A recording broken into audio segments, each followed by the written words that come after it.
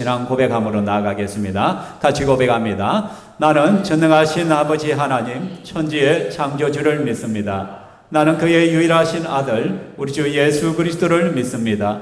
그는 성령으로 잉태되어 동정녀 마리아에게서 나시고 본디오 빌라도에게 고난을 받아 십자가에 못 박혀 죽으시고 장사되지 사흘 만에 죽은 자 가운데서 다시 살아나셨으며 하늘에 오르시어 전능하신 아버지 하나님 우편에 앉아 계시다가 거기로부터 살아있는 자와 죽은 자를 심판하려 오십니다. 나는 성령을 믿으며 거룩한 공교회와 성도의 교제와 죄를 용서받는 것과 몸의 부활과 영생을 믿습니다. 아멘. 이 시간 우리 함께 찬양하겠습니다. 여기에 모인 우리 주의 은총 받은 자여라. 우리 함께 찬양합니다.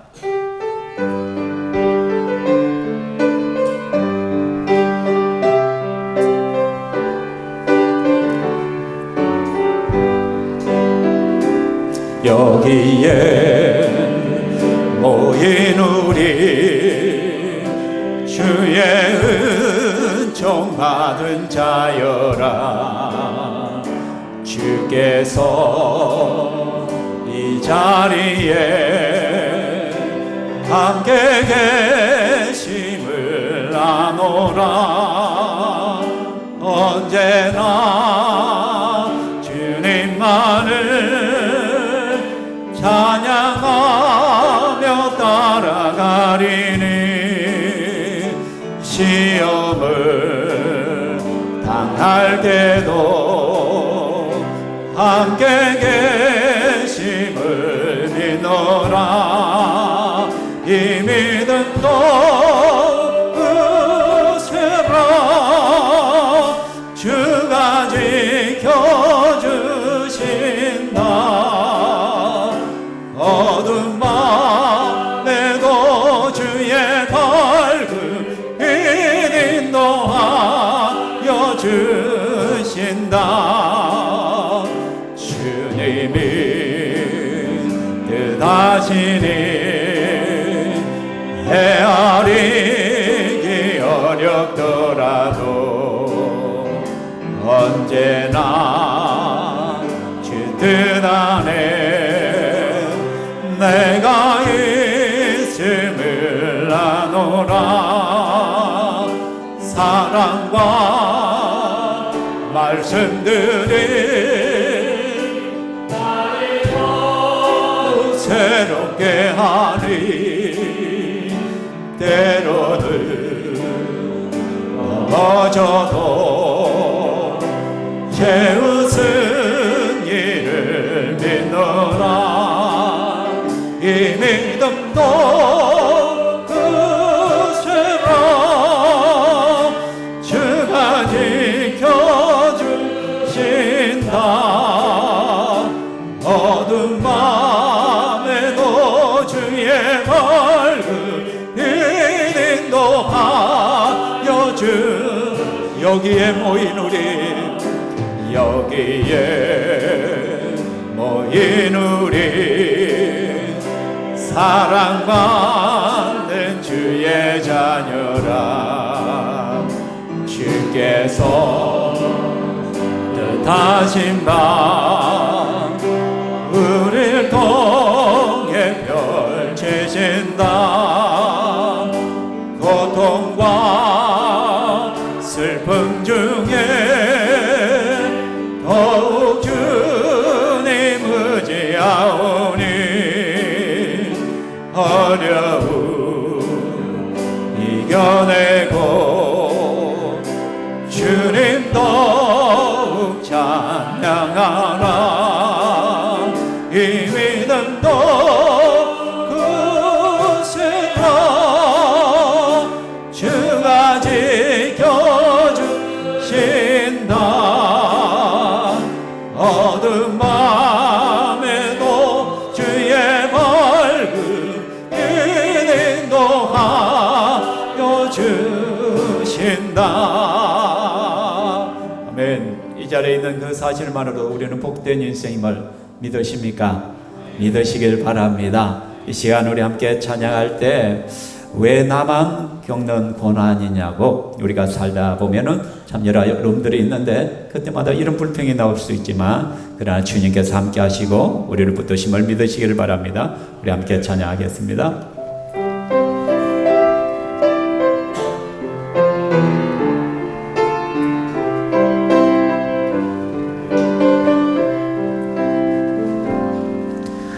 왜 나만 겪는 고난이냐고 불평하지 마세요. 고난의 뒤편에 있는 주님이 주실 축복 미리 보면서 감사하세요.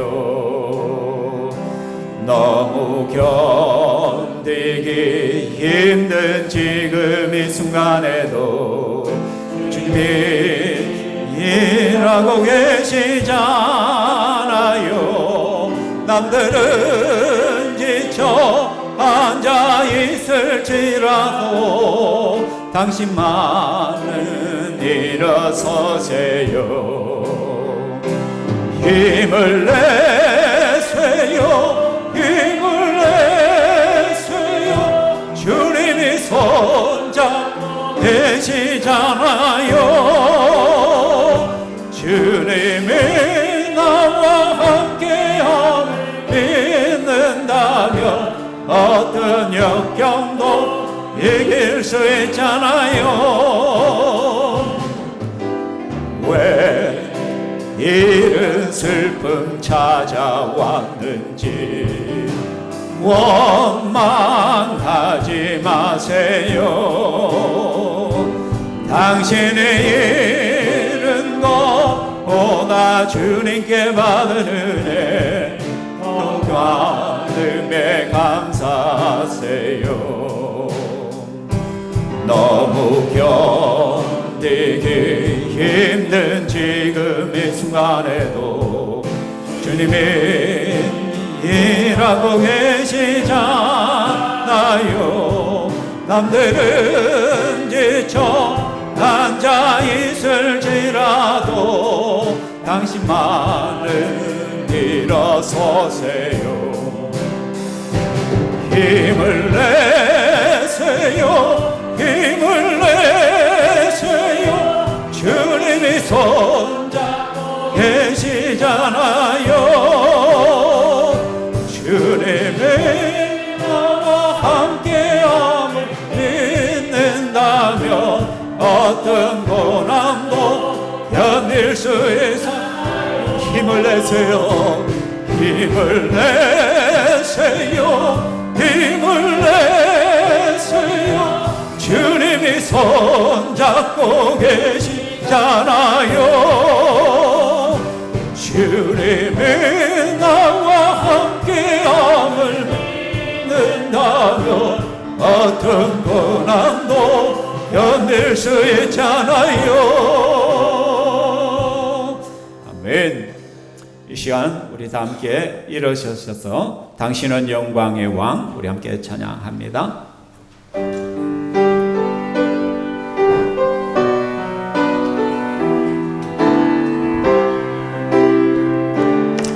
당신은 영광의 왕, 당신은 영광의 왕, 당신은 평강의 왕, 당신은 하늘과 땅의 주, 당신은 정의의 아들. 천사가 무릎 꿇고 예배하고 찬송하네. 영원한 생명 말씀, 당신은 예수 그리스도 주. 호산나 다윗의 자손께 호산나 불러 왕 중의 왕.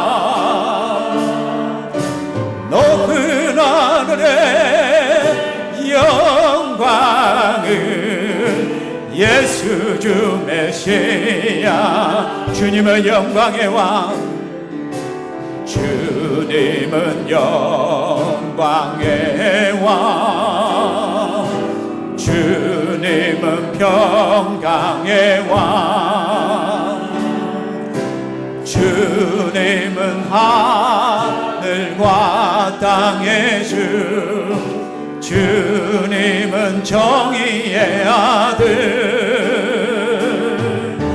천사가 무릎 꿇고 예배하고 찬송하네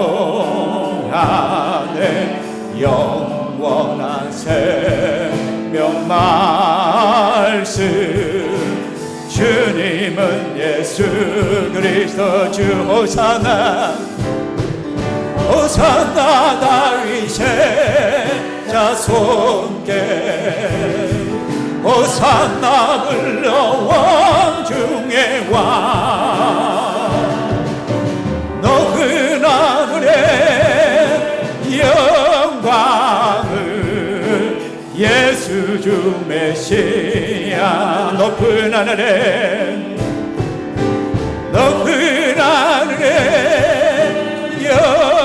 영광을 예수 주 메시아네. 자리에 앉으시고요. 이 시간 우리 백정예 목자님 기도하시겠습니다.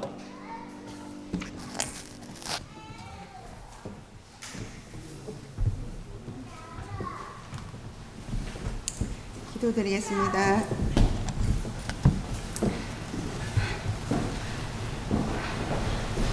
오늘도 우리를 예배의 자리로 인도해 주신 하나님 아버지 감사합니다. 아멘. 죄와 허물로 죽었던 저희들을 예수 그리스도의 십자가의 보혈로 구원해 주신 하나님의 은혜 감사를 드립니다. 아멘. 너희는 내 것이라 인쳐 주시고 왕같은 제사장의 직분까지 주신 하나님 감사합니다. 아멘. 지난 한 주간도 하나님의 은혜로 무더위 속에서도 직장에서 일터에서 무더위를 건강하게 잘 이겨내게 해주심을 감사를 드립니다. 큰 태풍도 피해 없이 지나가게 해주셔서 감사를 드립니다. 신평교회 어른이신 원로 목사님과 윤정현 사모님께서 6개월 사이에 소천하시게 되어 큰 슬픔이었지만 하나님의 은혜로 장례를 잘 치르게 해주셔서 감사를 드립니다. 장례 기간 동안의 모든 행사가 은혜였습니다. 이 시간 성삼위 하나님께서 우리 예배 가운데 함께 하시고 말씀을 통해 우리를 찾아와 주시옵소서. 우리 모두 하나님의 음성 듣는 시간 되게 하옵소서. 우리 담임 목사님께서 기도로 준비하신 말씀 들고 단위에 섭니다. 목사님을 능력으로 붙드시고 선포하신 말씀 위에 하나님의 마음을 그대로 전달하게 하시며 하나님께서 우리에게 말씀하시고 싶은 그 말씀을 들려주시옵소서. 아멘. 하나님께 찬양대가 찬양을 드립니다. 훈명하여 주시옵고 성도님들께는 은혜의 찬양이 되기를 원합니다. 아멘. 우리의 예배를 받으시기에 합당하신 주님을 찬양합니다. 아멘. 우리 주 예수 그리스도 이름으로 기도드립니다. 아멘. 아멘.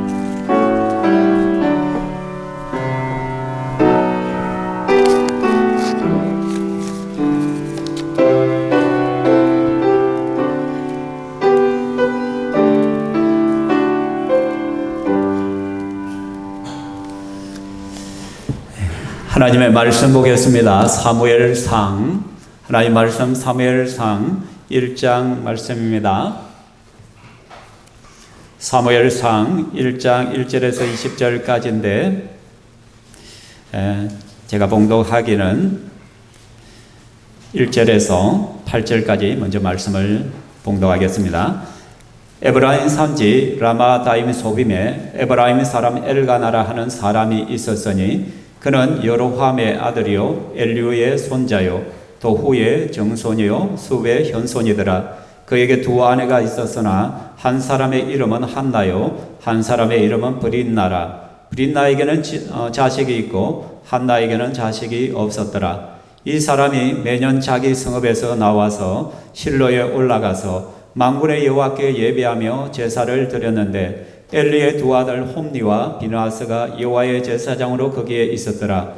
엘가나가 제사를 드리는 날에는 제물의 분깃을 그의 아내 브린나와 그의 모든 자녀에게 주고 한나에게는 갑절을 주니 이는 그를 사랑함이라. 그러나 여호와께서 그에게 임신하지 못하게 하시니 여호와께서 그에게 임신하지 못하게 하심으로 그의 적수인 브린나가 그를 심히 격분하게 하여 괴롭게 하더라. 매년 한나가 여호와의 집에 올라갈 때마다 남편이 그같이 하매 브린나가 그를 격분시키므로 그가 울고 먹지 아니하니 그의 남편 엘가나가 그에게 이르되 한나여 어찌하여 울며 어찌하여 먹지 아니하며 어찌하여 그대의 마음이 슬프냐 내가 그대에게 10 아들보다 낫지 아니하냐 하니라. 아멘. 찬양대 찬양하도록 하겠습니다.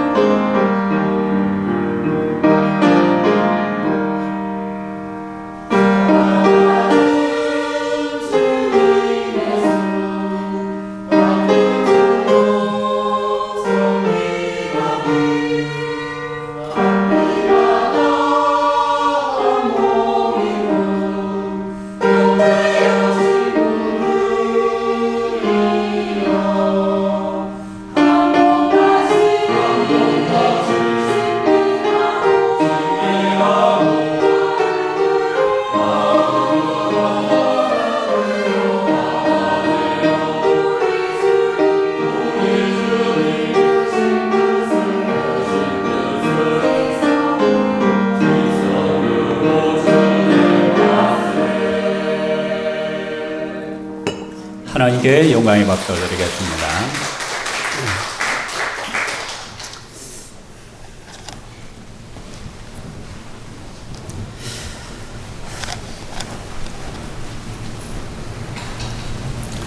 SF 소설의 아버지라고 부르는 영국의 작가가 있습니다.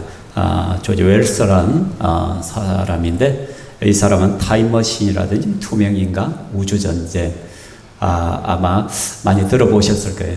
SF 영화에 있어서는 굉장히 대표적인 영화이고 또 이 소설로 영화화한 작품이죠. 근데 이 웰스의 단편 소설 가운데 대주교의 죽음이란 그런 소설이 있습니다. 그 내용이 무엇이냐 하면은 어느 성당에 아주 기도에 열심인 한 사제가 대주교가 있었습니다. 그는 젊었을 때 사제로 서품을 받은 이후로 부임한 첫날부터 거의 30년 동안 한 번도 기도를 빼먹지 아니하고 늘 정해진 시간에 정해진 장소에서 기도를 해왔습니다. 근데 어느 날 하물며 배탈이 나서 도저히 기도에 나올 수 없는 상황임에도 불구하고 그가 그 아픈 몸을 이끌고 그곳에 옴으로써 주위 사람들을 경악시키기도 했었는데, 그의 30년 동안의 그 기도는 말 그대로 역대급이 아무도 깨지 못한 그 성당에서의 대기록이었습니다. 그러다 보니까 이 대주교의 그 기도 생활은 주위의 모든 믿는 자들에게 모범이 되었고 자랑이 되었습니다. 그리고 그가 얼마나 기도를 유창하게 잘하는지 그의 기도 소리를 들으면 그냥 은혜가 되었다 해요.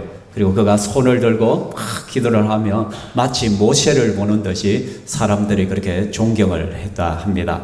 그런데 그가 어느 날 또 다른 때와 같이 기도를 하려고 하나님 앞에 엎드렸어요. 그리고 하나님 앞에 기도를 합니다. 오 전능하신 하나님 아버지. 근데요, 그 사람 갑자기 죽어버렸어요. 이 대주교가 기도하는 중에 죽은 거예요. 왜 죽었느냐? 그날도 그렇게 하나님의 이름을 부르고 탁 했는데 갑자기 하나님이 와 무슨 일인데? 하나님께서 나타나 버리신 거예요. 그래서 갑자기 심장마비에 걸려서 죽었대요. 조지 웰스의 소설 내용입니다. 대주교의 죽음. 과연 이 웰스는 이 대주교의 죽음이라는 소설을 통해서 뭐를 말하고 싶었느냐? 위선적인 기도에 대한 것을 꼬집고자 했다는 것이죠. 습관적인 기도, 형식적인 기도 생활. 늘 기도를 하는데 이 대주교는 30년 동안 늘 기도를 해왔지만 한 번도 기도를 안 빼먹었지만은 그는 정작 하나님께서 내 기도를 들으신다라는 것을 믿지 못했다는 것이죠. 그냥 형식적으로 내가 대주교이니까 사람들에게 보이기 위하여 내가 이렇게 경건 생활을 잘하고 있다, 내가 이렇게 기도 생활을 잘하고 있다는 것을 보여주기 위하여 그렇게 기도 생활을 해왔던 것이에요. 그렇지만 그는 한 번도 하나님께서 내 기도 소리를 지금 듣고 계시고 내 기도에 응답한다란 그러한 것은 믿지 못했다는 거예요. 근데 갑자기 어느 날 하나님께서 와 무슨 일이고 하나님께서 나타나 보니까 너무 놀라가지고 심장마비에 걸려 죽어버린 거예요. 사랑하는 성도 여러분, 그 다음에 여러분은 하나님이 정말 내 기도를 들으신다는 것을 믿습니까? 정말요? 근데 이 사실을 믿는다면 우리의 기도는 달라져요. 내 기도의 삶은 분명히 달라질 것이에요. 분명히 많은 사람들이 하나님께서 내 기도에 응답하시고 들으신다라고 말씀은 잘해요. 그런데 기도는 하지 않아요. 또 기도 시간에 나와도 정말 하나님이 내 기도를 들으신다는 그런 확고한 믿음을 가지고 엎드리지는 않더란 것이죠. 저는 오늘 사무엘상 1장에 나오는 한나라는 한 여인을 통하여 우리의 기도란 어떤 것이 되어야 되는, 어떤 기도를 하나님 앞에 하며 나아가야 되는가, 기도의 바른 모습은 무엇인가에 대해서 한번 살펴보고자 합니다. 오늘 1절 말씀에 보면 에브라임 산지에 라마다임 소비에 에브라임 사람 엘가나라는 하는 사람이 있었다. 히브리 원에는 한 사람이 있었다. 그 사람의 이름은 엘가나였다. 이렇게 한 사람이 있었다. 한 사람을 소개함으로 시작된 거예요. 그 한 사람은 엘가나라는 사람인데 이 사람은 레위인입니다. 근데 이 사람에게는 두 아내가 있다라고 말합니다. 한 사람의 이름은 한나요, 한 사람의 이름은 브린나다. 막 이러면 이 엘가나가 음란해서 성적으로 문란해서 두 아내를 가진 것이 아니라 이 시대에는 일부 다처가 좀 많이 있었대요. 왜냐하면 고대 시대에는 노동력이 곧 재산이었다라는 것이에요. 그러다 보니까 많은 아내를 통해 많은 자녀들을 낳아서 그 노동력으로, 왜냐하면 농경사회고 목축사회다 보니까 그 자녀는 말 그대로 재산이고 힘이고 부의 상징이었다라는 것이죠. 또한 또 어떤 경우에 이렇게 아느냐, 첫째 아내가 만약 임신을 하지 못했을 경우에 그 가문의 대를 잇기 위하여 둘째 아내를 통하여 아들을 얻는 경우가 많았다는 거예요. 이거는 너무나도 우리나라와도 에서도 익숙했던 부분이잖아요. 그죠?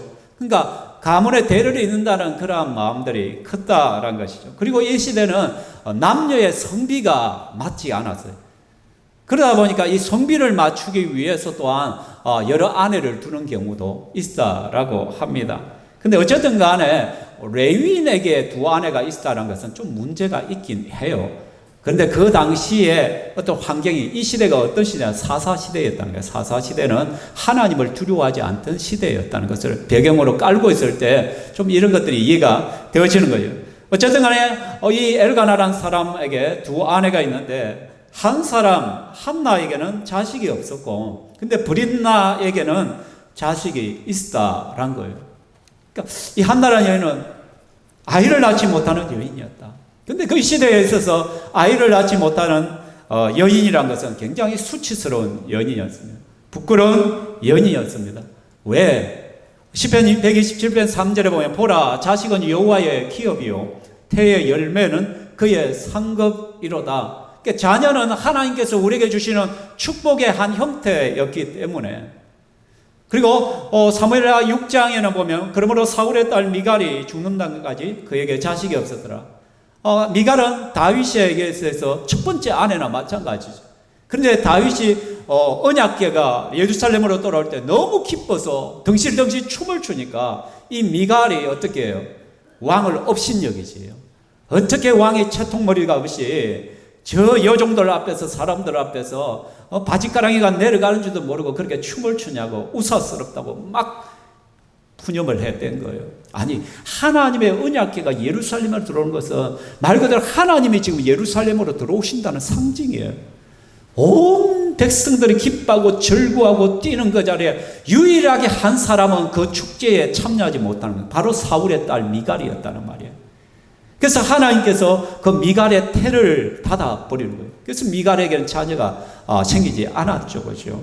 이처럼 구약 성경을 바라볼 때 자녀는 하나님 주시는 복이었단 말이에요. 그러한 시대 배경 속에서 유대인 여인이 아이를 낳지 못했다. 그럼 남편에게 문제가 있으나 아니더란 거였어요. 둘째 부인에게서는 아이가 태어났더란 거예요. 그러니까 세상 사람들 보기에는 저 사람은 정말로 저주받은 여인 취급을 받을 수가 있는 것이에요. 그죠? 아니면 우리가 지난주에 말씀을 살펴봤듯이 꼬리표를 붙일 수 있는 거예요. 저 여인이 대체 하나님 앞에 무슨 죄를 지었기에 하나님께서 왜 저 여인에게 아이를 주지 않았을까? 이렇게 생각할 수가 있는 것이에요. 꼬리표를 너무 쉽게 붙이는 사회이기 때문에 그렇다는 거예요. 그러니까 한나 입장에서 너무너무 답답한 거예요. 자기가 하나님 앞에서 무슨 범죄를 저지른 것도 아니고 정말 신실하게 남편을 섬겨왔는데 아이가 없습니다. 근데 둘째 부인 브릿나에게는 아들이 있는 거예요. 아이들이 있는 거예요. 그게 늘 기가 죽고 막 그래 한 거예요. 그런데 남편은 아내 한나를 너무너무 사랑하는 거예요. 지극한 사랑과 배려입니다. 그래서 1년에 한 차례씩 제사를 지나고 나면 제물들을 바치고 나면 그 제물을 같이 나누는데 다른 자식들과 아내 브릿나에게 나누는 것보다 한나에게는 2배로 주는 거예요. 2배를. 이게 뭐예요? 내가 당신을 사랑하니까 염려하지 마. 자식 없는 것 때문에 너무 마음 아파하지 마. 그 위로고 배려였다는 것이죠. 그러나 여러분, 이러한 남편을 꼬나보는 사람이 있어요. 누구겠어요? 바로 둘째 부인 브릿나죠. 막 머리에 뚜껑이 열리는 거예요. 아니, 자식을 낳아준 사람은 나인데 저 자식도 못 낳아주는 저주받은 여인에게는 그 남편이 2배를 주면서 막 배려하고 더 사랑해 주는 거야. 그러니까 대적 브릿나는 막 화가 나고 열불이 나는 거예요. 그 오늘 본문 말씀에 대적 브릿나라라고 말하는 거예요. 그 얼마나 심하게 한나에 대해서 시기와 질투를 가지고 그를 괴롭혔는지를 한 단어로 표현한 거예요. 대적 브릿나. 이 브릿나는 질투의 불화살들을 쏘아대는 거예요. 그래서 6절 말씀을 같이 한번 읽어보겠습니다. 시작. 여호와께서 그에게 임신하지 못하게 하심으로 그의 적수인 브릿나가 그를 심히 격분하게 하여 괴롭게 하더라. 이제는 눈물의 여인이 된 거예요. 한마는 여인이 된 거예요. 매년 한나가 여호와의 집에 올라가 갈 때마다 남편은 늘 변함없이 2배를 주는 거예요. 그러다 브릿나는 늘 변함없이 끊임없이 격분시키고 그를 힘들게 하는 거예요. 격분시키다는 말은 뭐냐면 상대방이 싫어하는 말과 행동을 해서 그 마음을 갖다 그냥 찢어놓는 행위를 갖다 격분시킨다라는 단어예요. 한번 생각해. 아마 한나는 아이가 없는데 브릿나는 일부러 자기 아이를 데리고 와서는 우르르 까꿍하면서 막 쳐올리면서 막 그리고 젖을 먹이고 막 그러면서 막 힘들게 했을 거예요. 그러면서 한마디 툭툭 던졌을 거예요. 뭐예요? 자식도 못 낳는 저주받은 여인. 나 같으면은 막 확 죽어버리겠다. 나 같으면은 남편 부끄러워서라도 집을 떠나버리겠다. 막 그렇게 상처가 되는 말들을 막 쏘아 붙였을 거예요. 그러니까 한나는 매일 울고 눈물의 여인이 될 수밖에 없는 거예요. 또 밥을 먹지 않고 막 그렇게. 그러니까 남편 엘가나는 어떻게 하는 거예요? 막 가슴이 타라는 거야. 어찌하여 울며 어찌하여 먹지 않냐며 어찌하여 그대의 마음이 슬프냐. 내가 그대에게 10 아들보다 낫지 않냐냐. 애간장을 튀우는 거예요. 네가 어찌하여 내가 너를 사랑한다 하지 않느냐. 내가 10 아들보다 낫지 않아. 여러분 이런 남편이 대체 어디 있어? 그런데 한나에게 이게 위로가 될까요? 안 될까요? 안 돼요. 왜? 결핍이기 때문에 이거는. 그 남편의 사랑으로도 채울 수 없는 영역이에요. 그 시대의 인식으로는 한나는 저주받은 여인이에요. 하나님 앞에 복을 받지 못한 여인이에요. 부끄러운 여인이에요. 수치스러운 여인이에요. 남편이 사랑을 받을 때는 그나마 위로가 좀 되는 듯 하지만 이내 다시 한번 그 결핍의 상황이 막닥뜨리면 슬퍼서 견딜 수가 없는 거예요. 여러분, 그래서 한나는 어떻게 합니까? 이제 한나는 기도하는 여인이 되어버립니다. 9절 말씀 같이 읽겠습니다. 그들이 실로에서 먹고 마신 후에 한나가 일어나니 그때 제사장 엘리는 여호와의 여러분 한번 생각해봐요. 남편의 사랑은 누구에게 있어요? 한나에게 있어요. 아무리 브릿나가 자식을 낳아줘도 그 남편의 사랑은 한나에게 있단 말이에요. 그럼 갑이 누구예요? 솔직히 한나가 갑이에요. 어떻게 보면 우리가 이삭의 야곱의 삶을 볼 때 야곱의 아내들이 있잖아요, 그죠? 레아와 또 누구? 라헬이 있었잖아요. 그런데 하나님께서는 야곱은 누구를 더 사랑해요? 라헬을 더 사랑해요. 근데 레아는 그냥 자식들 뻥빵빵 낳았을 거예요, 뭐. 근데 라헬은 자식이 없어.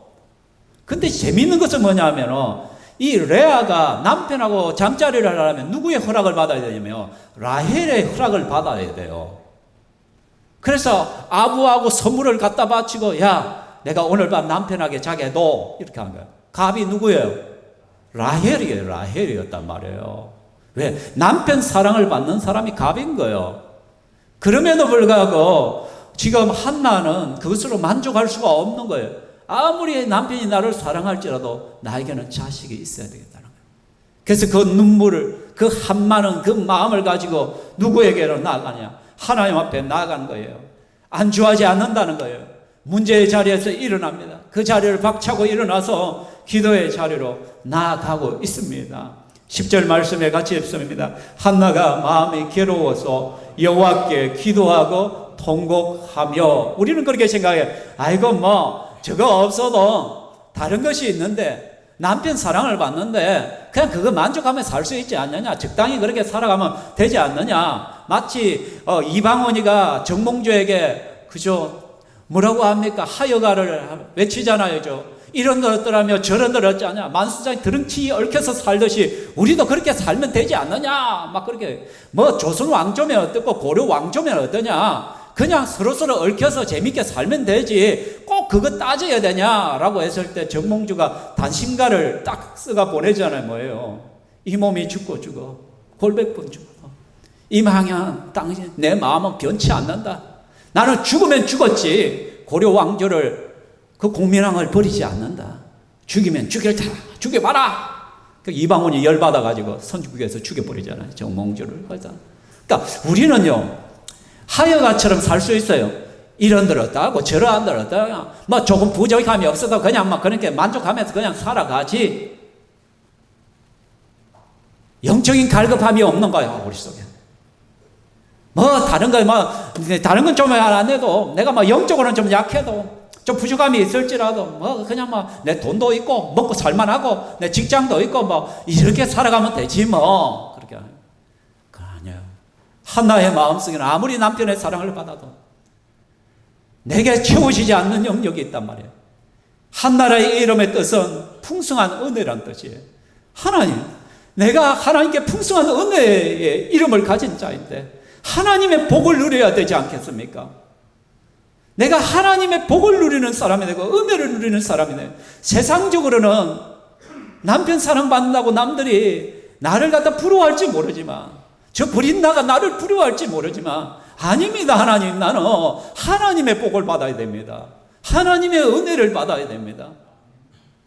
내가 좀 세상적으로는 잘 나갈지 모르지만 내가 하나님의 은혜를 받고 살아야 됩니다. 내 자식들이 하나님의 복을 받고 살아야 됩니다. 이것이 예수쟁이의 소망이 되어야 된단 말이에요. 한나는 그 아픈 마음을 가지고 여호와 앞에 기도하며 나아간, 통곡하고 하나님 앞에 엎드리는 것이죠. 기도의 자리로 나아갔던 거예요. 그러니까 한나의 기도는 어떤 기도였냐? 철저하게 하나님의 주권을 인정하는 기도였습니다. 10절에 보면 여호와께 기도하고 통곡하며 11절에 소원하여 이르되 만군의 여호와여. 한나에게서 그 기도의 대상인 하나님은 어떤 하나님이냐? 만군의 여호와라는 거예요. 만군의 여호와라는 것은 모든 것을 가능하게 하시는 하나님, 모든 건의 주권을 가지고 계신 모든 것은 하나님의 손 안에 달려 있습니다. 만군의 여호와여. 5절 말씀해 보면 그러나 여호와께서 그에게 임신하지 못하게 하시니, 6절에도 보면 여호와께서 그에게 임신하게 하지 못하니.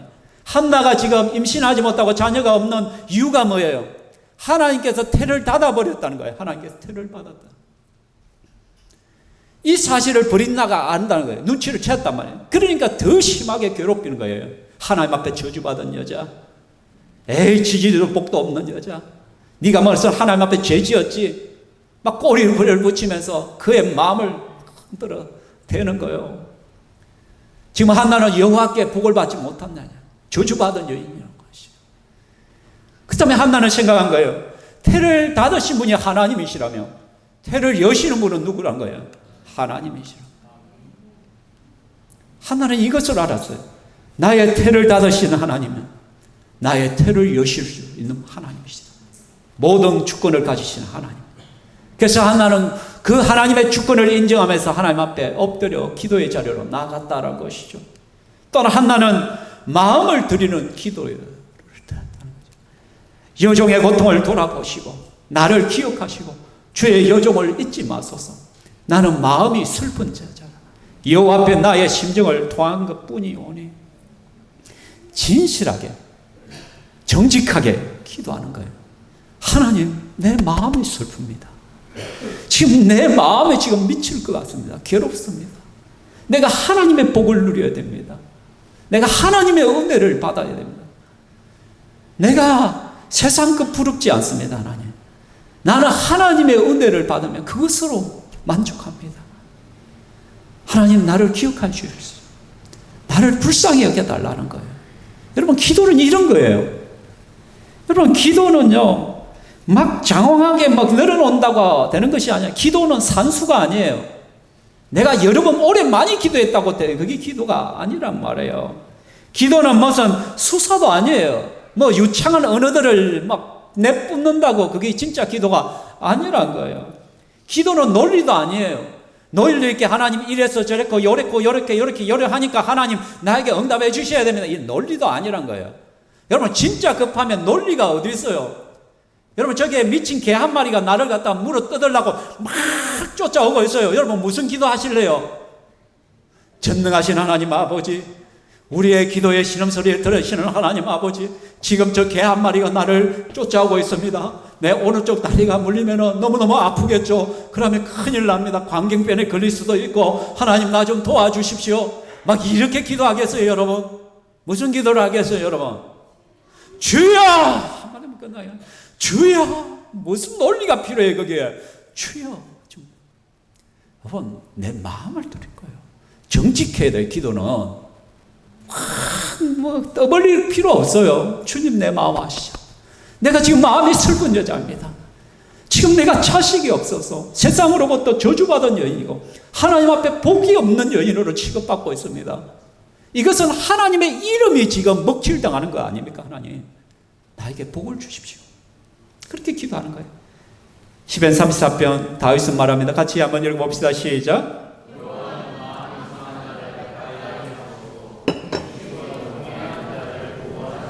아멘. 여러분, 진실한 기도는 눈물이 있을 수밖에 없는 것이 뭐예요? 여호와는 마음이 상한 자를 가까이, 정말 마음이 상하고 아픈 자를 가까이 하죠.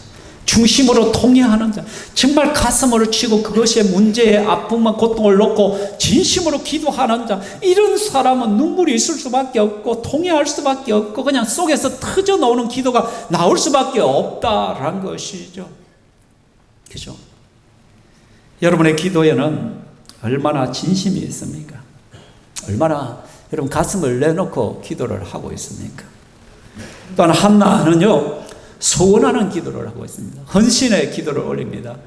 소원하여 이르되 만군의 여호와여, 만일 주의 여종의 고통을 돌아보시고 나를 기억하사 주의 여종을 잊지 아니하시고 주의 여종의 아들을 주시면 내가 그의 평생에 그를 여호와께 드리고 삭도를 그의 머리에 대지 아니하겠나이다 라고 말합니다. 지금 한나의 기도를 여러분 착각하면 안 돼요. 한나는 지금 브린나와 경쟁하는 것이 아니에요. 하나님, 왜 브린나에게는 자식을 주고 나는 왜 안 줍니까? 억울합니다. 이게 아니에요. 지금 한나의 기도는 뭐냐면은 내가 하나님 앞에 저주받은 여인이 아니란 것을 증명해 달라는 거예요. 내가 하나님의 복을 누리지 못하는 여인이 아니란 걸 증명해 달라는 거예요. 하나님, 내가 여전히 하나님의 복과 사랑 가운데 있는 여자임을 증명해 달라는 거예요. 그리고 또 한나의 기도 속에 뭐냐면 내가 나의 유익을 위하여 나의 욕망을 채우는 기도가 아니란 거예요. 이 자녀를 내게 주시면, 그 아들을 내게 주시면 내가 하나님께 돌려드리겠습니다. 여호와 하나님 앞에 드리겠습니다. 오히려 이 한나의 기도 속에는요, 하나님의 나라를 먼저 생각합니다. 왜냐하면 이 시대는 사사시대예요. 사사시대는 자기가 왕이 된 시대예요. 하나님을 왕으로 숨기지 않고 자기 소견에 오른 대로 살아가는 그런 시대란 거예요. 이 시대를 뒤엎어버려 새롭게 할 하나님의 사람이 나타나야 될 시대란 말이에요. 지금 한나는 그 기도 속에는 뭐냐면 정말 하나님 이 사사시대의 먹구름을 멈추고 하나님의 온전한 나라로 변화시킬 그 하나님의 사역자들이 필요한 시대예요. 만일에 제게 그 아들을 주신다면 바로 그런 아들로서 하나님 앞에 내가 올려드리겠습니다라는 소망과 헌신의 기도란 것이죠. 사랑하는 성도 여러분 왜 기도해야 되는가? 우리의 기도 속에는요, 목적이 있어야 돼요. 미션이 있어야 돼요. 사명이 있어야 된다는 것이요. 하나님, 나에게 돈 좀 주십시오. 왜 돈이 필요하냐는 거예요. 하나님, 왜 내게 돈을 주셔야 되는가? 그 목적이 있어야 되는 거예요. 잘 먹고 잘 살기 위하여, 내 집 평수 늘리기 위해서, 우리 자녀들에게 많은 유산 남겨주기 위해서, 이런 것은 여러분 하나님 앞에 목적이 될 수가 없는 것이란 것이죠. 하나님, 나에게 돈 좀 주십시오. 왜? 하나님, 정말 이 물질을 가지고 누군가를 섬기고 싶고 교회를 섬기고 싶고 하나님을 섬기고 싶습니다. 가난한 자들을 위하여 살고 싶습니다. 하나님, 나에게 좀 돈 좀 주십시오. 예수 믿는 내가 너무 가난하여서 혹시라도 도둑질할까? 이거는 아굴의 기도 속에 있었던 거잖아. 아굴은 내가 너무 가난하여서 혹시 남의 거 도둑질해서 하나님 이러면 먹칠할까? 이런 사람 되지 않게 하십시오. 하나님, 나에게 너무 많은 돈을 주셔서 나도 모르게 하나님 모른다 할까? 그럼 교만한 사람 되지 않도록 나에게 적당한 돈을 달라고 아굴이라는 사람은 하나님 앞에 기도했잖아요. 그죠? 그러니까 우리 예수 믿는 사람들은 왜 돈이 필요한가에 대한 분명한 답이 있어야 되는 거예요. 하나님, 나에게 좀 물질 좀 주십시오. 돈 좀 주십시오. 왜? 나도 좀 떵떵거리며 살고 싶습니다. 나도 온 천지 맛집 찾아가면서 좀 맛있는 것 좀 먹고 싶습니다. 전 세계를 다 누비면서 좀 여행 좀 하고 싶습니다. 그게 하나님 앞에 합당한 기도일 거예요. 하나님, 정말 내게 하나님께서 물질을 좀 주신다면 정말 저 가난하고 힘든 자들을 좀 도와주고 싶습니다. 하나님, 우리 신평교회에 좀 더 물질을 주십시오. 그 물질을 가지고 선교사님들을 위해서 좀 썼으면 좋겠습니다. 정말로 세계 선교를 위하여 힘들게 사역하는 사역자들을 좀 돕고 싶습니다. 더 많은 사람들을 돕고 싶습니다. 이러한 목적과 미션이 있어야 된다는 것이죠. 그러니까 이런 미션이 없으면 뭐예요? 하나님께서 아무리 많은 물질을 주고 그 인생의 표도 감사할 줄을 몰라요. 절대로 하나님 앞에 감사할 줄을 몰라요. 전에는 그렇게 힘들어 살면서 쩔쩔매고 살았는데 하나님께서 조금 숨통이 트이게 해주니까 그거 가지고 엉뚱한 짓 하고 돌아다녀요. 하나님 앞에 감사할 줄 몰라요. 한나는요, 헌신의 기도를 올리고 있어요. 서운의 기도를 올리고 있단 말이에요. 또한 한나의 기도는 장애물에도 포기하지 않는 기도예요. 한나가 엘리 제사장 앞에서 기도를 하고 있는 거예요. 여러분, 기도는요, 막 이게 가슴에 맺힌 것이 있으면 통성으로 기도했다가요, 또는 어떤 경우에는요, 그것이 너무 또 심하면요, 그냥 신음해요. 그냥 엎드려서 끙끙거리면서 기도하게 되어져요. 지금 한나가 지금 하나님 앞에 끙끙거리면서 기도를 하고 있는 거예요. 그러니까 엘리 제사장이 오해를 하는 거예요. 네가 언제까지 취하여 있겠느냐? 야, 포도주 좀 끊어라. 그러면 안 그래도 지금 괴로움 미치겠는데 지금 이 문제 때문에 하나님 앞에 정말 통회하고 마음을 써갖고 하고 있는데, 그런데 영적 지도자, 오늘 하면 목사란 사람이 아이고 집사님 좀 술 좀 끊고 와서 기도하시오. 지금 많은 것이고 뭐야. 하나님 앞에 와가지고 뭐 술주정하요.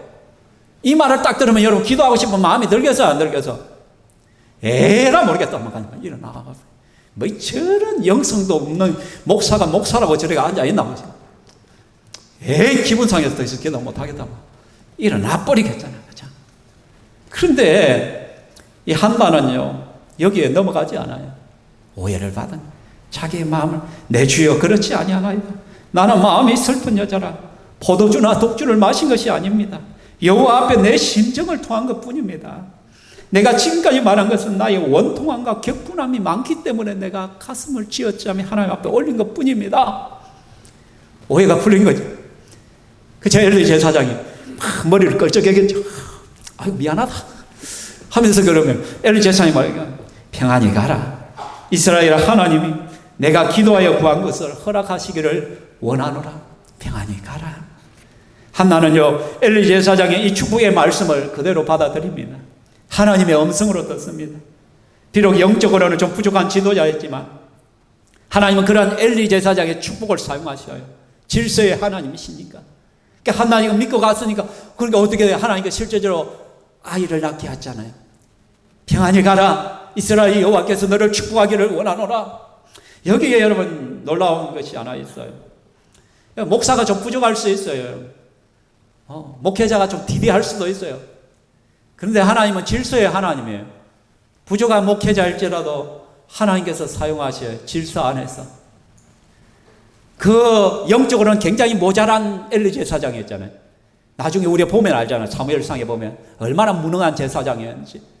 그럼에도 불구하고 엘리 제사장의 그 축복이 그대로 이루어지게 하셔요, 하나님께서. 사랑하는 성도 여러분, 그 축복하는 사람의 영성에 달리는 것이 아니라 나의 믿음에 달리는 거예요. 하나님께서 저런 분을 통해서도 나에게 역사하신다는 걸 믿는 거예요. 하나님이 원하시면 언제든지 내게 그 기적이 일어날 수 있다는 믿음을 통하여 하나님이 역사하시는 거예요.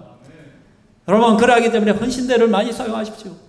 좀 부족한 목사가 기도해 줄지라 여러분 나오셔서 기도 받으시기 바랍니다. 하나님께서 여러분의 믿음을 보시고 그 속에 역사하실 것입니다. 평안히 가라. 이스라엘 하나님이 네가 기도하여 구한 것을 허락하시기를 원하노라. 그 역사가 일어나죠. 한나의 기도는 또한 믿음의 기도였다는 것이죠. 이 축복을 받고 한나가 어떻게 합니까? 18절 읽어볼까요? 시작. 이르되 당신의 여종이 당신께 은혜 있기를 원하나이다.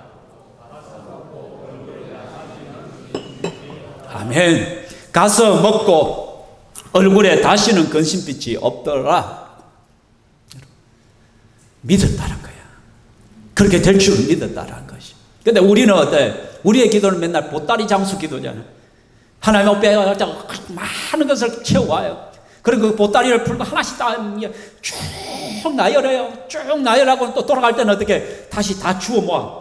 다시 다 끄집어 와가지고 다시 질끈 먹고 또 가. 그리고 다음날 새벽에 올 때 또 그걸 그대로 다 가져와. 또 딱 내려. 다시 갈 때 또 하고, 아이고, 무거워라. 아이고, 힘들다. 습관적으로 그냥 그래. 그러나 한나는 가서 먹고 얼굴에 다시는 근심빛이 없더라. 하나님께서 그대로 이루어질 줄 믿었다는 것이에요. 야고보서 5장 15절 믿음의 기도는 병든 자를 구원하리니 주께서 그를 일으키시리라. 혹시 죄를 범하였을지라도 사하심을 받으시리라. 믿음의 기도는 병든 자를 구원하리니 주께서 그를 일으키시리라. 정말로 너희들이 믿음으로 기도했냐? 그러면 의심. 근데 이 믿음의 기도 속에 어떤 것이 또 있습니까? 함께 읽어봅시다. 오직 믿음으로 구하고 조금도 의심하지 말라. 의심하는 자는 마치 바람에 밀려 요동하는 바다 물결 같으니 이런 사람은 무엇이든지 주께 얻기를 생각하지 말라. 의심하는 자는 주께 얻기를 생각하지도 말라라는 거예요. 여러분의 기도는 정말 믿음의 기도를 올려드리고 있습니까? 하나님께서 여러분의 기도를 들으신다는 걸 아십니까? 물론 우리가 기도한다고 해서 무조건 병들이 무조건 100% 다 낫는다는 것이 아닙니다. 하나님께서는 의사를 통해서 의술을 통해서도 분명히 우리를 고쳐가실 것입니다. 그러나 특별한 경우에는 우리가 하나님 앞에 정말로 기도했을 때 그러한 기적의 역사들을 보게 될 것입니다. 아멘.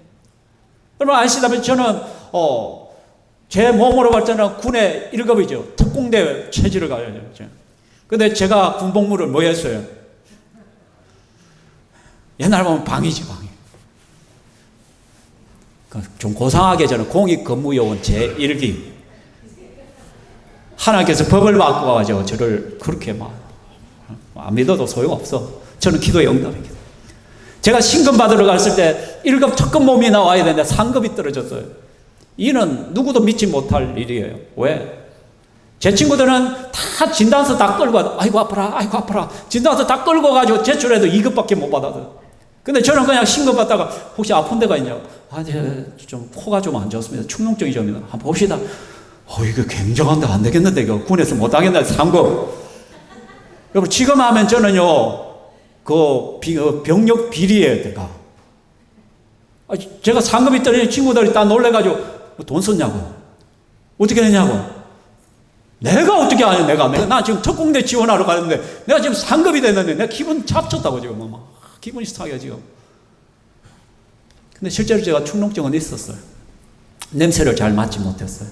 늘 킁킁거리고. 그래. 그죠. 근데 제가 이 2달 후에 수련회 가서 기도하다가 한참 기도하는데 뭐가 쑥 내려온 거예요. 싹 빠져나와. 그리고는 갑자기 향기가 싹 코로 들어오기 시작하죠. 제가 그때 처음으로 이런 향기가 있구나. 여성들의 화장 냄새가 그대로 들어와. 화장품 냄새가 들어오기 시작. 그렇죠? 기적이죠, 그죠? 그렇죠? 그래서 제가 병력 비리로 걸릴 확률이 높다고 봐요. 분명히 상급이 떨어졌는데 그 뒤에 다 나와버리니까 100% 회복돼 버렸으니까. 그죠? 저는 체험했습니다. 하나님께서 기도하는 가운데 하나님의 치유하심이 분명히 있다는 걸 경험했고, 또 우리 신건이가 태어날 때 분명히 제가 여러분에게 말씀드린 기적을 체험했잖아요. 의사한테 갔는데 의사가 이 아이 인큐베이터 언제 나올지 모르니까 좀 느긋하게 기다리라고. 심하면은 마지막까지 생각해 봐야 된다. 그래서 제가 월요일날 너무 답답해서 하나님 앞에 기도하는데 하나님께서 잠깐 순간에 말씀하시네요. 이래도 내가 너의 하나님이냐? 정말. 네 자녀가 어떻게 돼도 최후로 어떻게 정말 최악까지 돼도 나는 너의 하나님이냐? 질문. 예, 주님. 그럴지라도 주님은 나의 주님이시고 그리스도가 되십니다. 라고 제가 고백을 했죠. 그 순간 하나님께서 저게 환상을 보여줘. 잠깐 하나님께서 딱 보여줘. 그 인큐베이터에 있던 아이가 환하게 웃으면서 인큐베이터에 나오는 장면을 딱 보여주면 몇 초 딱 보여주죠. 그 순간 제가 무릎을 탁 치면서 할렐루야. 하나님, 이 아이의 이름은 앞으로 믿을 신자입니다. 신건입니다. 그때 2주가 넘었는데 제가 이름을 안 지었거든요. 다른 놈들은 아예 미리부터 이름 다 지어놓고 있었는데 첫째 이놈은 어떻게 될지 몰라. 아예 이름을 짓지 않고 있었는데 이틀 전에 어떻게 될지 모르던 아이가 이틀 만에 제가 기도하는 가운데 하나님께서 환상을 보여주죠. 그리고 제가 믿을 신자를 붙이고, 그리고는 제가 대학원 공부를 위해서 차를 몰고 가는데 아내한테 전화가 띠링 온 거예요. 여보, 놀라운 일이 벌어졌다고 하죠. 오늘 신건이가 인큐베이터에서 나왔다는 거예요. 이틀 전에 어떻게 될지 모른다는 아이가 이틀 만에 그 기적이 일어나더라고요. 사랑하는 성도 여러분, 제가 지금 제 자랑하는 것이 아니라 하나님께서 살아계시다는 것을 여러분에 말씀드리는 것입니다. 제가 만나는 하나님은 죽은 하나님 아닙니다. 정말 하나님 앞에 기도하면 하나님께서 내 기도를 들으시고 응답하시는 그 하나님이십니다. 하나는 그 믿음의 기도로 가지고 하나님 앞에 나아갔다는 거예요. 그 대휴교는 30년 동안 기도하면서 한 번도 내 기도를 하나님 들으신다는 걸 믿지 않았기 때문에 하나님이 역사할 때, 나타났을 때 기절해 버려요. 심장마비가 걸리는 거예요. 아마 우리 신명교회 성도들 가운데 심장마비 걸린 분이 참 많을 거예요. 그래, 내가 뭐 해줄거 하니까 진짜 하나님입니다. 놀라 자빠질 사람들이 좀 하나님 앞에 간절함을 가지고 기도하십시오. 왜 그리 그냥 하나님을 믿지 못하고 좀 병을 가지고 약을 쓰더라도 의사 앞에 갈지라도 좀 기도하면서 하란 말이에요. 기도하면서. 마지막으로 하나님은요, 기도 응답을 받았을 때 그 소원을 갖는 신실한 기도자였다는 거예요. 20절에 한나가 잉태하고 때가 이르며 아들을 낳아 사무엘은 이름하였으니 이는 내가 여호와께 그를 구하였다 함이라. 한나가 잉태하자 아이를 낳는 그 아이의 이름을 사무엘이라는 거예요. 사무엘이라는 이름의 뜻이 내가 구하였다예요. 내가 기도했다는 뜻이에요. 그러니까 그 아이의 이름을 사무엘을 붙인 그 자체가 지금 적은 거예요. 내가 이 아이를 위해 기도했더니 이 아이가 태어났다. 사무엘이라는 이름 그 자체가, 그 존재 자체가 지금 한나에게는 간정이에요. 간정. 증명거리예요. 증명거리예요. 그래서 이제 한나는 간정의 여인이 된 거예요. 나는 여기서 내 주 당신 곁에 서서 여호와께 기도하더니라. 졌을 때고는 이 사무엘을 엘리 제사장 앞에 데리고 와서는 나를 기억하십니까? 잘 모르지. 나는 바로 당신 앞에서 기도하던 바로 당신 내보고 술 끊으라 했던 그 여자입니다. 근데 내가 이 아이를 위하여 기도해야 했더니 하나님께서 이 아이를 주셨습니다. 간정의 여인이 된 거예요. 이런 복된 시간이 저는 우리 성도들에게 있기를 소망합니다. 이제 그 한많던 여인, 눈물의 여인이 간정의 여인이 되었는 거예요. 사랑하는 성도 여러분, 기도는 우리의 인생을 역전시킵니다. 여러분, 하나님은요, 다른 누구인가만 역사하는 분이 아니라 나에게도 역사하실 수 있는 분입니다.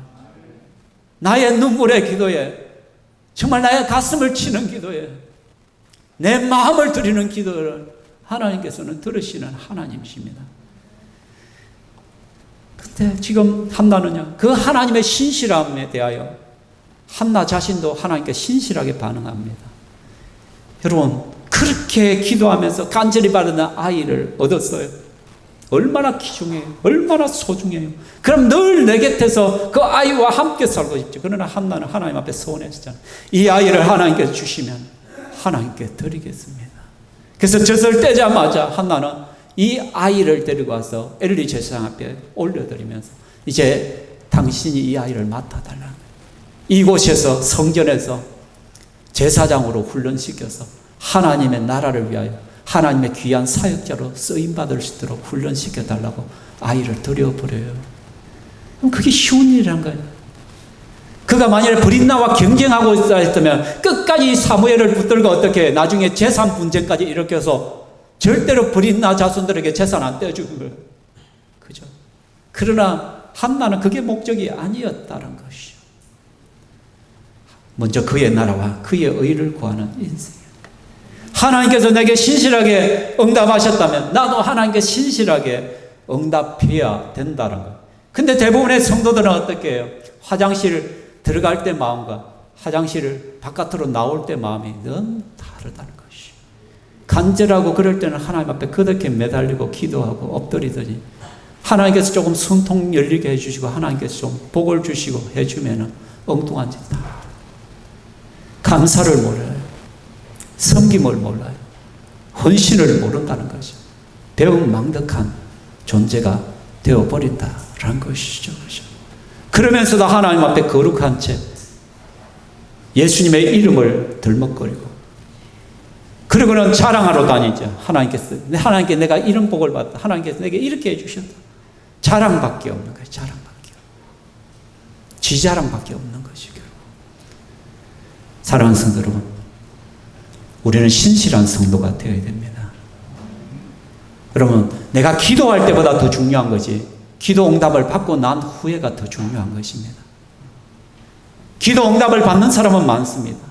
근데 기도 응답을 받고 제대로 된 신앙인으로 살아가는 사람은 별로 없더란 것이죠. 여러분, 기도를 통해 인생 역전을 경험하는 성도가 되시기 바랍니다. 간증의 사람이 될 수 있기를 소망합니다. 한많은 여인, 눈물의 여인 한나가 간증의 여인이 될 수 있다는 것은 기도의 여인이 됐기 때문입니다. 하나님을 신뢰하고 하나님 앞에 엎드리고. 그래서 문제는 항상 혼자 오지 않습니다, 여러분. 그 속에 선물을 꼭꼭 숨겨가지고 온다는 것이죠.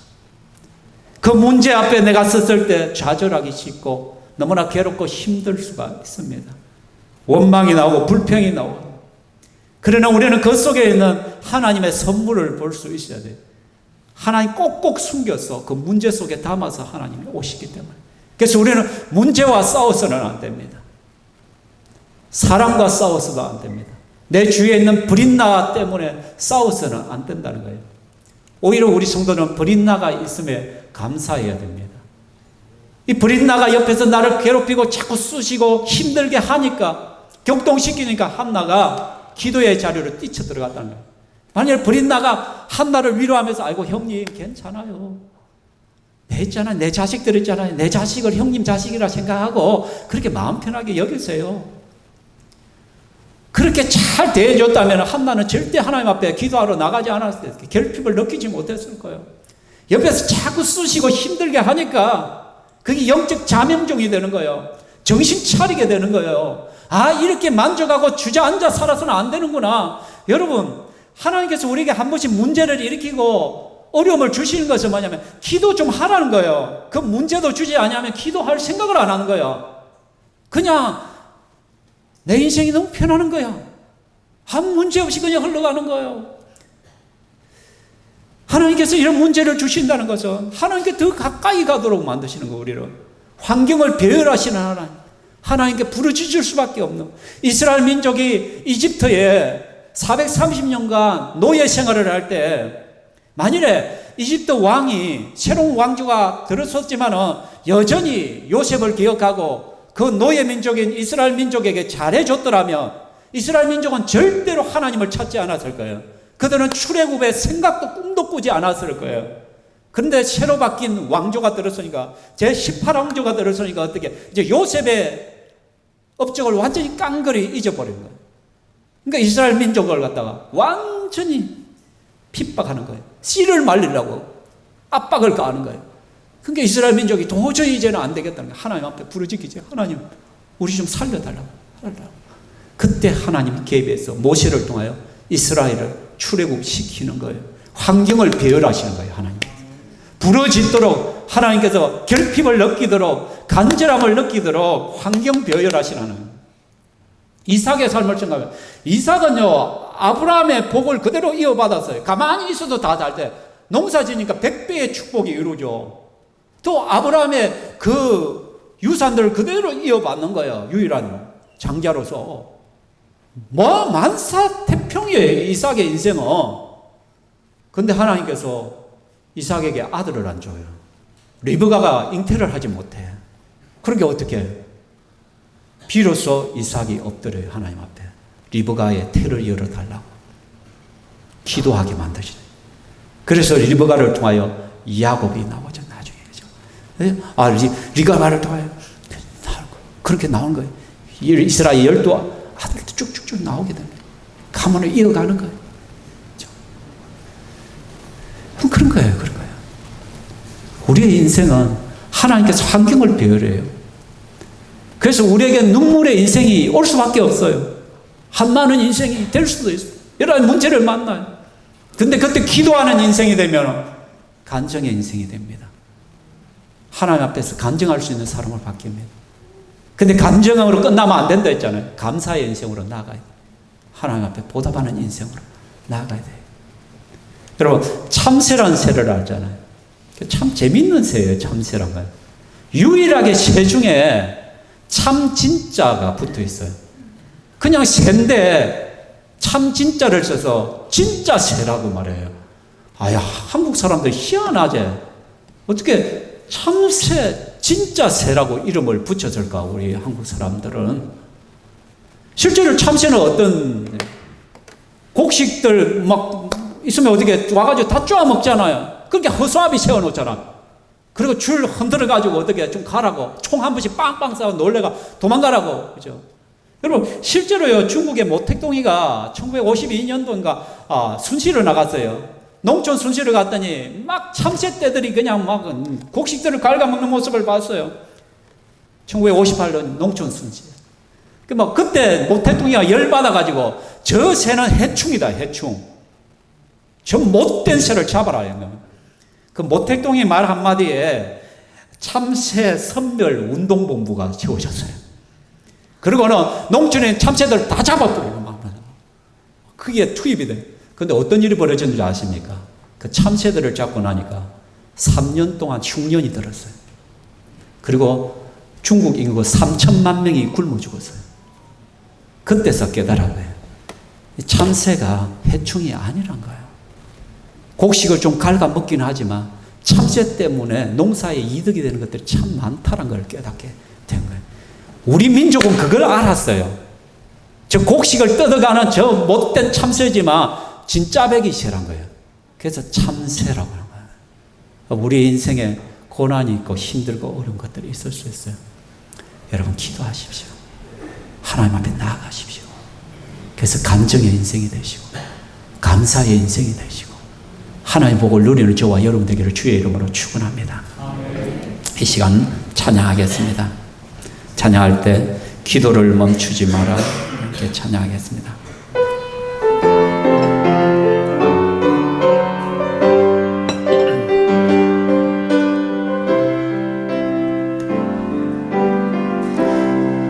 기도를 멈추지 마라. 눈앞의 상황이 마음을 눌러도 원망치 마라. 너의 입을 지켜라. 저들은 너의 입을 보고 있다. 마음을 뺏기지 마라. 내가 널 도우지 않는단 소리에 너의 모든 게 불리해도 너는 기도를 계속해라. 너 기도를 멈추지 마라. 내가 너의 그 모든 상황을 바로 역전시키리니 너 기도를 멈추지 마라. 내가 잠시도 쉬지 않고 모든 걸 지켜보고 있으니 바로 역전돼. 너 기도를 멈추지 마라. 내가 잠시 너 모든 상황을 바로 역전시키려니 너 기도를 멈추지 마라. 내가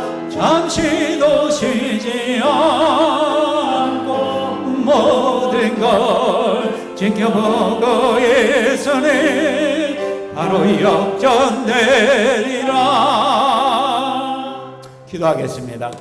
여러분, 우리 인생에 역전이 필요한 것이 너무너무 많습니다. 안주하지 마십시오. 나는 별 문제 없다. 우리 자식들 공부 잘하고 취직 잘하고 별 문제 있나? 아니요, 여러분. 진짜 문제는 무엇이 문제입니까? 그 사람이 예수 믿지 않냐고 영생이 없다는 것입니다. 하나님을 알지 못하고 하나님을 섬기지 않는다는 것입니다. 믿음의 삶을 제대로 살지 않고 있다는 것입니다. 또 내가 교회 다니지만은 내가 하나님 앞에 너무나도 무덤덤해져 있다는 것입니다. 하나님의 살아계심을 경험하지 못하고 겨우 습관적으로 그렇게 내 신앙생활은 이것이 정말 갈급한 문제이고 심각한 문제들입니다. 또한 육신의 문제, 가정의 문제, 여러 가지 문제들이 있습니다. 이 시간에 여러분의 문제를 놓고 하나님 앞에 기도하십시오. 하나님 불쌍히 여기시고 긍휼히 여겨 달라고, 하나님 역사해 달라고 이 시간 함께 기도하겠습니다. 기도합니다. 살아계신 하나님 아버지, 우리를 하나님 불쌍히 여겨 주시옵소서. 우리의 강박한 심령들을 아버지 하나님께 들으시고 불쌍히 여겨 주시옵소서. 너무나도 무덤덤하고 하나님께서 정말 우리의 심령 가운데 말씀하시지만 그 말씀을 고지고대로 받아들이지 아니하며 계속해서 하나님 인간적으로 세속적으로 바라보며 나아가는 우리의 연약함들을 불쌍히 여겨 주시기만을 원합니다. 아버지, 나의 영적인 아픔들, 결핍들을 놓고 주님 앞에 엎드려오니 주여 불쌍히 여겨 주시옵소서. 주여 회복시켜 주시옵소서. 주여 돌이켜 주시옵소서. 또 하나님 아버지 하나님, 제가 하나님 앞에 간절히 기도하는 것들이 있습니다. 우리의 자녀들에게 믿음을 다하시고 신앙을 다하여 주시고 또 우리의 육신의 연약한들 아픈 누이들마다 성령께서 오르만 주시고 치유하시고 회복시켜 주시옵소서. 주여 어떻게 하여 주시고 주님께서 역사하여 주시옵소서. 하나님을 경험하게 하시고 내 인생의 전하의 복이 이루어질 수 있도록 성령님 도와주시옵소서. 하나님, 이 시간 내 주 하나님을 바라봅니다. 주여 하나님께서 우리를 기억하여 주시옵소서. 문제를 보지 않는 어두운 눈들을 하나님 열어주시옵소서. 분명히 하나님 앞에 너무나도 심각한 문제인데 내 안에 하나님을 향한 열망이 없고 하나님을 만나는 체험이 없고 기도의 응답들이 없고 정말 하나님 앞에 예배의 감동들이 사라지고 감격이 사라짐에도 불구하고 여전히 나는 괜찮다고 살아가는 우리의 영적 무지함들을 이 시간 깨뜨려 주시기만을 원합니다. 또한 우리가 하나님께서 내 기도를 들으신다는 분명한 믿음들이 있게 하여 주시기만을 원합니다. 그래서 나의 현실적인 문제를 놓고 하나님 앞에 엎드리며 기도하며 나아갑니다. 나의 답답한 심령을 놓고 둔탁한 북소리만 나는 하나님, 마른 땅이 쩍쩍 갈라지듯이 내 심령이 그렇게 쩍쩍 갈라져 있는 모습을 보며 하나님 앞에 엎드려 기도하고 있사온데 우리 아버지 하나님께서 불쌍히 여겨 주시옵소서. 내 영이 살아나게 하시고 우리의 가족들이 예수 믿는 참 믿음 가운데 설 수 있도록 도와주시기만을 원합니다.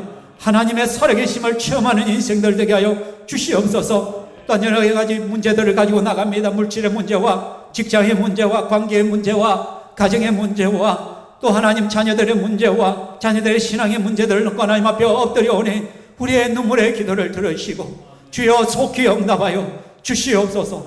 회복시켜 주시옵소서. 그래서 우리가 간증의 사람들이 되게 하시고 감사의 인생이 될 수 있도록 도와주시옵소서. 이 시간 우리 사랑하는 성도들이 또 믿음으로 헌물을 올려드립니다. 주께서 받아주시오며 저들의 가정과 직장에 복을 주시고 물질의 어려움 겪지 않도록 도와주시옵소서. 때를 따라 돕는 주의 은혜를 함께 하시고 흉년 가운데도 흉년의 복을 누리게 하여 주시기만을 원하며 또 하나님께 주신 그 물질을 가지고 합당한 곳에 정말 써야 될 곳에 제대로 사용할 수 있는 지혜들을 허락하여 주시기만을 원합니다.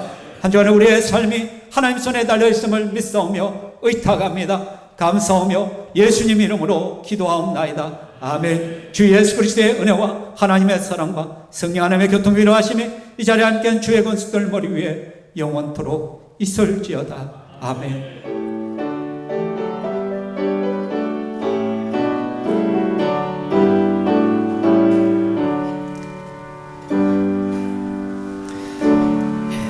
하나님께 영광의 박수 올려드리도록 하겠습니다.